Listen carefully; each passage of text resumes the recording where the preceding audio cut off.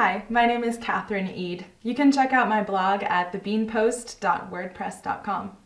I'm going to show you how to make almond butter at home.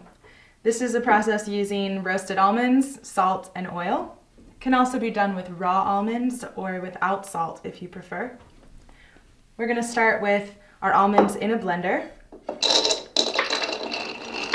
You can do this process with a lot of appliances at home.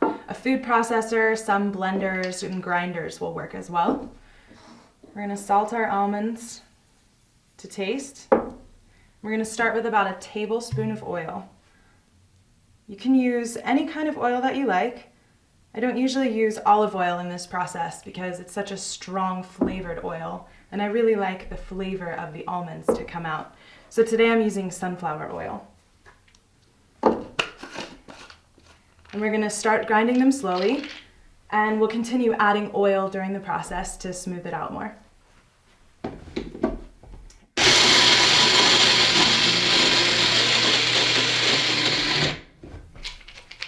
So we've started to grind them up a bit.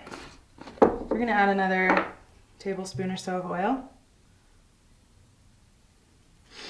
And you can see about half of the almonds here are whole, and the others are starting to be ground. Almond butter is a great substitute for peanut butter. You can make it chunky or smooth, the same way that peanut butter would come, whatever is your preference. So we've just blended our almonds in the grinder, and we've got almond butter.